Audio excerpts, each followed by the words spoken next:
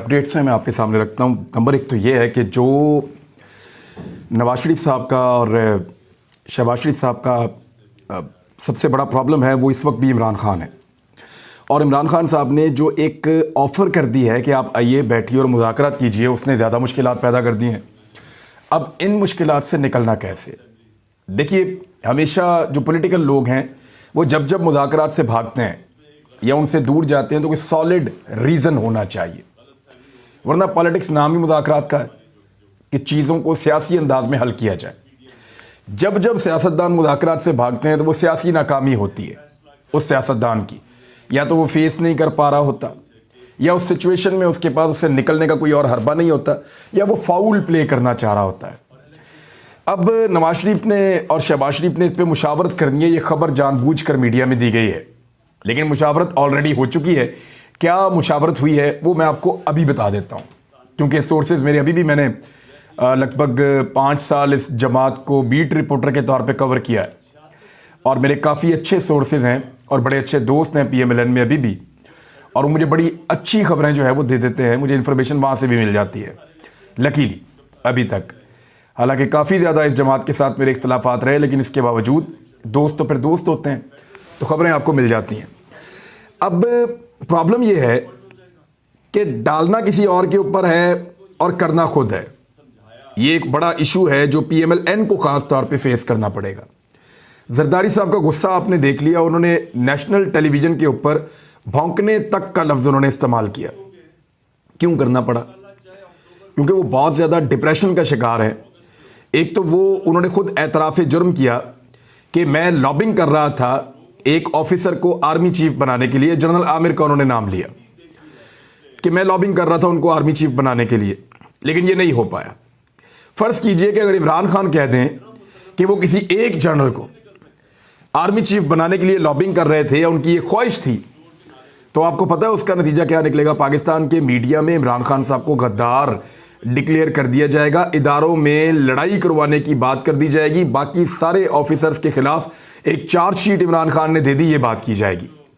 लेकिन क्योंकि ये बात आसिफ अली जरदारी ने की है, लिहाजा कोई इस बात के ऊपर उफ तक नहीं करेगा पाकिस्तान के मीडिया में। यानी जरदारी साहब करें तो कोई बात नहीं है, एक्सपेक्टेड है, वो किसी एक ऑफिसर को आर्मी चीफ बनाने के लिए लॉबिंग कर सकते हैं। लेकिन अगर यही बात करें आसिफ अली जरदारी की जगह पर इमरान खान साहब, या इससे कमतर बात भी करें, तो फिर उनके लिए हमारी जो छन्नी है मीडिया की, जिसमें से हम गुजारते हैं हर एक को, वो बड़ी टाइट है और वहाँ पे उनका एहतसाब बहुत ज़्यादा इमरान खान साहब का बाकियों की निस्बत होता है। तो बहरहाल आसिफ अली जरदारी साहब वो भी फंस गए हैं, नवाज शरीफ साहब वो भी फंस गए हैं, मौलाना साहब सबसे बुरी तरह फंस गए हैं। MKM को वोट मिलने की उम्मीद नहीं है। बलूचिस्तान अवामी पार्टी को तो चलें वहाँ पे, क्योंकि बलूचिस्तान में हुकूमत तो होती नहीं, उस सूबे को तो फ़ौज चलाती है। नॉर्मली वहाँ कंट्रोल फ़ौज का रहता है, चाहे कोई मुसीबत आ जाए, चाहे कोई मामलात हों, कुछ भी हो, नॉर्मली फ़ौज देखती है बलूचिस्तान के हालात को। तो वहाँ जैसी वो चाहेंगे वैसी हुकूमत बन जाएगी। दोबारा भी ऐसा ही हो जाएगा बलूचिस्तान में। इलेक्शन क्या होते हैं वहाँ पे, आप सबको आइडिया ही है। मामला 3 सूबों का और इस्लामाबाद का है। फ्रस्ट्रेशन बढ़ती चली जा रही है। PMLN के अंदर जो डिस्कशन हुई है उसमें यह है कि इस वक्त किसी सूरत भी इलेक्शन में नहीं जाना जब तक चंद चीज़ें और नहीं हो जाती। उनमें एक चीज़ यह है कि बहुत तेज़ी से नवाज शरीफ साहब के मुकदमात को हल किया जाए, नवाज शरीफ साहब को बाइज्जत बरी किया जाए, नवाज शरीफ साहब के लिए इलेक्शन लड़ने का माहौल बनाया जाए और बाइज्जत उनकी पाकिस्तान वापसी यकीनी बनाई जाए। दूसरा, इमरान खान साहब को नाअहल किया जाए, नाअहल करवाने के बाद इमरान खान साहब को गिरफ्तार करवाया जाए, इमरान खान साहब की मकबूलियत के ऊपर ज़रब लगाई जाए, जो इस वक्त तो नामुमकिन नज़र आ रहा है। ख़ास तौर पे इनके लिए तो नामुमकिन है, अल्लाह रब्बुल इज़्ज़त तो जो चाहे कर दें, लेकिन PDM की जमातों के लिए तो ये चीज़ नामुमकिन नज़र आ रही है, या उनके सहूलतकारों के लिए। और सहूलतकार भी अब जा चुके हैं, नए सहूलतकार मिलते हैं या नहीं मिलते, ये भी एक बड़ा सवाल है। वहाँ इमरान खान साहब ने एक और बात की है, मैं आपको बता दूंगा। लेकिन ये फैसला किया कि इस वक्त अगर इमरान खान के कहने के ऊपर या किसी दबाव के ऊपर या किसी मुज़ाकरात के नतीजे में हम इंतखाबात में चले गए तो इमरान खान पब्लिक की ताकत से कुचल कर रख देगा, वो बलडोज कर देगा ये 15-16 जमातों की और 95% मीडिया की और ताकतवर हलकों की मिला जुला कर जो पूरा एक अलायंस बना हुआ है, उस सारे को इमरान खान इस वक्त अवाम की ताकत के साथ बुलडोज कर देगा। तो कोई सियासी हैसियत उसके सामने या अवामी ताकत के सामने इनकी बची नहीं है। हम अभी सर्वे करवा रहे थे पाकिस्तान भर में जो कौमी असम्बली के हल्के हैं उनका, अभी सूबाई असम्बली का हमने नहीं करवाया। हम देख रहे थे कि कहाँ पे किसके जीतने का इम्कान है। बाखबर लोगों से हमने बात की है तो इमरान खान 2/3 नहीं 3/4 अक्सरियत के साथ आ रहे हैं। ऐसी सूरत हाल में कैसे उनके मुकाबले में इलेक्शन लड़ने के लिए राजी हुआ जा सकता है। बहरहाल कहा यह जा रहा है कि शहबाज शरीफ और नवाज शरीफ आपस में मशवरा करेंगे, लेकिन मशवरा हो चुका है। इलेक्शन में नहीं जाना, जिस तरह भी हो डिले करना है, किसी भी कीमत पर रोकना है, और पंजाब असम्बली को तहलील नहीं होने देना किसी भी सूरत में, क्योंकि पंजाब असम्बली तहलील होगी तो इमरान खान साहब खैबर पख्तूनख्वा की असम्बली को भी तहलील कर देंगे। पंजाब असम्बली की तहलील को रोकने का एक तरीका इमरजेंसी हो सकता है, लेकिन मुल्क में हालात ही ऐसे नहीं है कि इमरजेंसी लगे, तो क्या ऐसे हालात पैदा करने की कोशिश की जाएगी, सवाल है मेरा। दूसरा, गवर्नर राज, उसके लिए भी मखसूस हालात चाहिए। वैसे हालात नहीं है तो गवर्नर राज कैसे लगेगा। फिर आइन के अंदर गुंजाइश नहीं है, अदालतें इसको रिवर्स कर देंगी, फौरी तौर पर रिएक्शन आ जाएगा दोनों सूबों में और बड़ा खौफनाक किस्म का आ जाएगा। तो इसको बर्दाश्त करना मुमकिन नहीं होगा एक कमज़ोर हुकूमत के लिए और एक नई एस्टेब्लिशमेंट के लिए। लिहाजा ये भी तजुर्बा बहुत मुश्किल है। तो फिर इमरान खान को रोकें कैसे? वाहिद रास्ता बचता है परवेज़ इलाही, लेकिन फिलहाल परवेज़ इलाही इमरान खान साहब के बकौल उनके पूरे कंट्रोल में है और उन्होंने कहा कि इमरान खान साहब जो फैसला करेंगे वही वो कर गुजरेंगे। उम्मीद करते हैं कि वो अपने फैसले पे खड़े रहेंगे, क्योंकि उनका सियासी मुस्तकबिल इस वक्त इमरान खान के साथ खड़े रहने में है। अगर उन्होंने इमरान खान साहब को छोड़ा तो आज सहाफ़ी खड़े हुए थे इमरान खान साहब के घर के बाहर, वो मेरे से सवालात पूछ रहे थे, तो मैंने उनसे एक सवाल पूछा कि आप लोग मुझे ये बताएं कि अगर इस वक्त चौधरी बरादरान इमरान खान साहब को छोड़ देते हैं, चौधरी ख़ानदान, परवेज़ इलाही, मोनस इलाही वगैरह, तो आपके ख्याल में अगले इंतखाबात में जो 6 महीने या चले 1 साल के बाद हो, ये कितनी सीटें जीत जाएंगे? तो उन सब ने मुझे ये कहा कि एक भी नहीं जीतेंगे, कि एक तो जीतेंगे, उन्होंने कहा जी एक भी नहीं जीतेंगे। ये सूरत हाल उन्होंने बताई। बहरहाल अब देखते हैं कि वो इमरान खान साहब को छोड़ने का रिस्क लेते हैं या नहीं लेते, लेकिन मुश्किल है। छोड़ने के अंदर सियासी मौत हो जाएगी और बहुत बड़ी नाकामी हो जाएगी। जो चौधरी शुजात हुसैन साहब तो ये झूला ले लिया उन्होंने अपने बच्चों के लिए, लेकिन अगले इंतखाबात में वो इलेक्शन कैसे जीतेंगे? सवाए एक बंदे के किसी के पास इलेक्शन में जीतने की उम्मीद नहीं है। और मेरी इंफॉर्मेशन के मुताबिक उस बंदे के मुकाबले में शायद इमरान खान साहब खुद इलेक्शन लड़ेंगे। उसका नाम है तारिक बशीर चीमा। अब कुछ जमातों को तैयार किया जा रहा है और उनको ये कहा जा रहा है कि आप लोग इनकार कर दीजिएगा, हम PMLN और पीपल्स पार्टी अपने आप को मैक्सिमम इसमें न्यूट्रल रखना चाहते हैं कि ये हमारी PDM की इत्तेहादी जमातें नहीं मान रही, तो हम कैसे इंतखाबात में जा सकते हैं।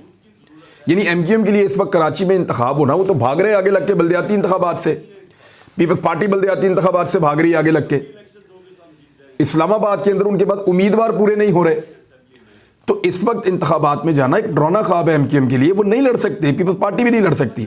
इंटीरियर सिंध के अंदर मंजी ठुक जाएगी अगर अभी इलेक्शन लड़ेंगे तो। लेकिन इसके बावजूद एक खबर और आ रही है, और वो खबर ये है कि इलेक्शन कमीशन ऑफ पाकिस्तान ने आम इंतखाबात की तैयारियां तेज़ कर दी हैं। देखिए, उनका एक ही काम होता है करने का कि उनको जब कहा जाए तो वो इंतखाबात करवा दें। रोज़ाना तो उनका काम होता नहीं है, इंतखाबात उन्हें करवाने होते हैं और पूरा साल वो उसकी तैयारी करते रहते हैं। तो इस वक्त पाकिस्तान में पिछले इंतखाबात को, या आम इंतखाबात जो पिछले हुए थे, उनको 4 साल से ज़्यादा गुजर गया है। तो अब तो उनकी बड़ी अच्छी तैयारी होनी चाहिए। जितने बहाने हीले थे सब खत्म हो गए हैं, और इलेक्शन कमीशन पहले ही कह चुका था कि अक्टूबर नवंबर तक वो इलेक्शन करवा सकते हैं। अब इस वक्त दिसंबर शुरू हो चुका है, अगर मार्च में उनको इलेक्शन करवाने तो प्रॉब्लम कोई होना नहीं चाहिए।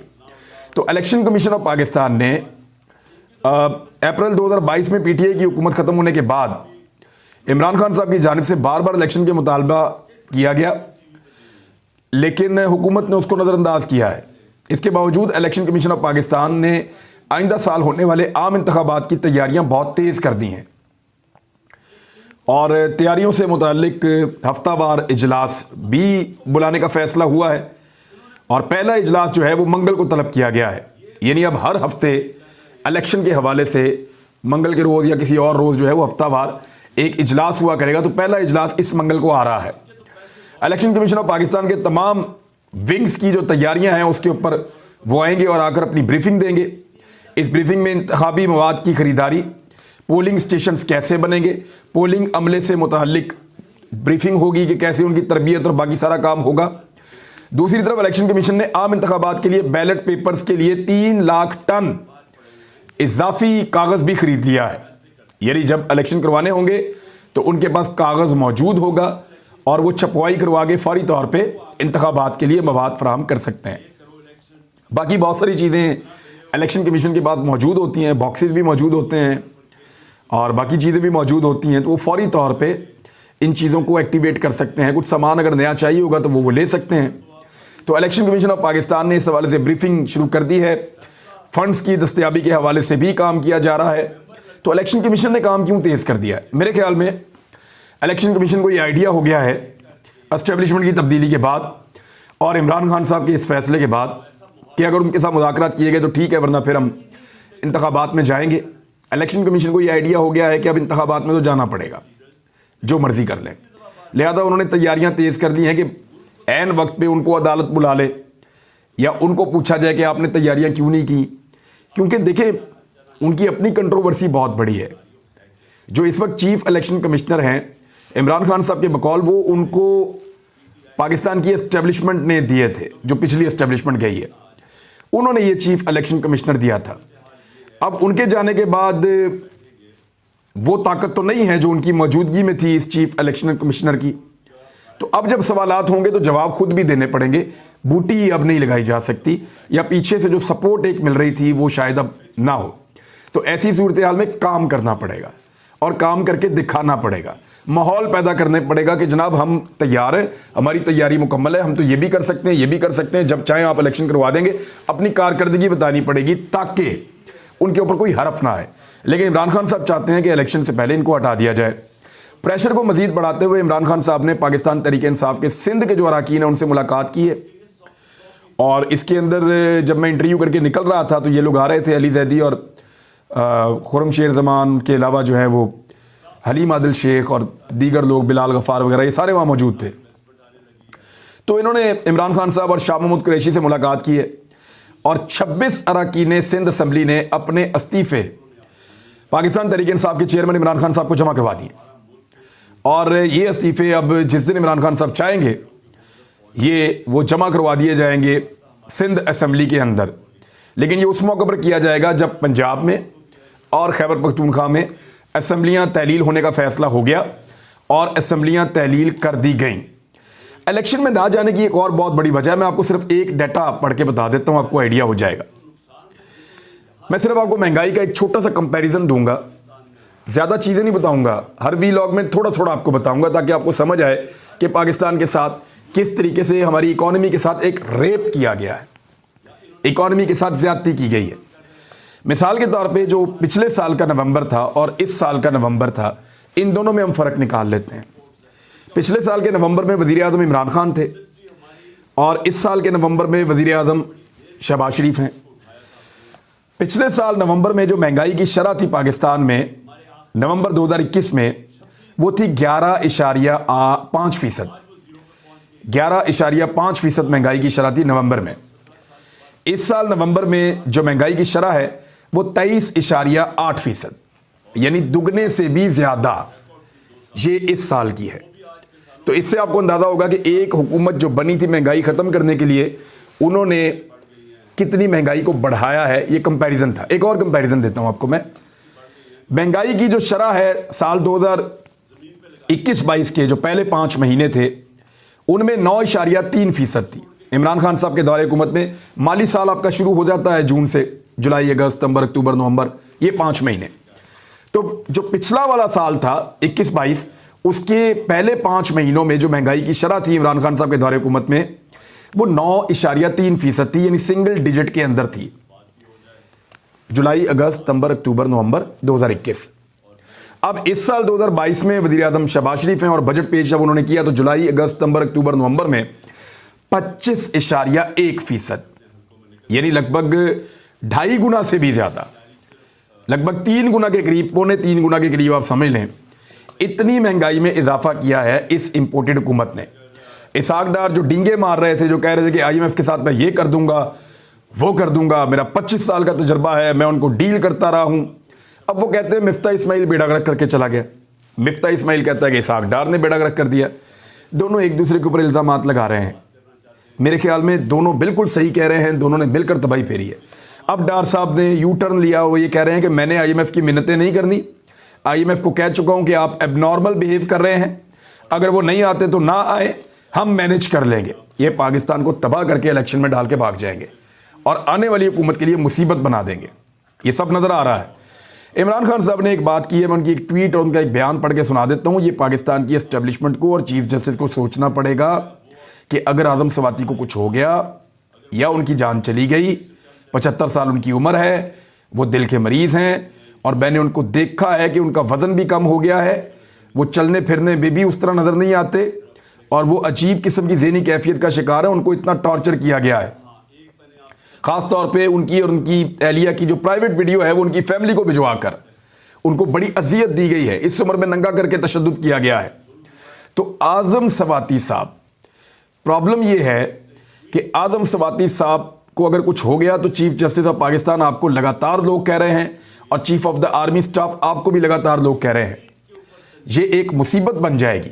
इमरान खान साहब ने कहा कि उम्मीद थी नई अस्करी क़यादत पुरानी पॉलिसियों से खुद को अलग कर लेगी, ये इमरान खान साहब ने कहा। लेकिन उनकी जो बात है मैं आपको बता देता हूं कि आर्ज़ा कलब में मुब्तला 74 साल सेनेटर स्वाति को फ़ौरन रिहा किया जाए, क्योंकि अव्वल तो उन्होंने ऐसा कोई जुर्म ही नहीं किया कि इस ज़हनी और जिस्मानी अजियत के मुस्तहिक ठहरे। दोम यह कि उनके खिलाफ खुदसरी और इंतकाम पर मबनी इक़दाम से हमारी फ़ौज की साख, जो कि एक मजबूत पाकिस्तान बनाने के लिए नागुज़ीर है, उसके ऊपर हरफ आ रहा है। कुछ लोग कहते हैं कि कानून के मुताबिक कार्रवाई हो रही है, नहीं हो रही। एक वकूए की दर्जनों FIRs नहीं हो सकती और बगावत और गद्दारी के मुकदमे जो हैं वो स्टेट करवाती है, प्राइवेट इंडिविजुअल्स नहीं करवाते। ये ज़्यादती कर रहे हैं आज़म सवाती के साथ और गैर कानूनी तौर पे कर रहे हैं और खुदा न खास्ता उन्हें कुछ हो गया तो मुसीबत बन जाएगी। एक गुजारिश है, जाते जाते ख़त लिखिए, चीफ जस्टिस को ख़त लिखिए, हमें इंशाल्लाह इंसाफ मिलेगा, हमें पूरी उम्मीद है। अपना ख्याल रखिएगा, अपने चैनल का भी। अल्लाह।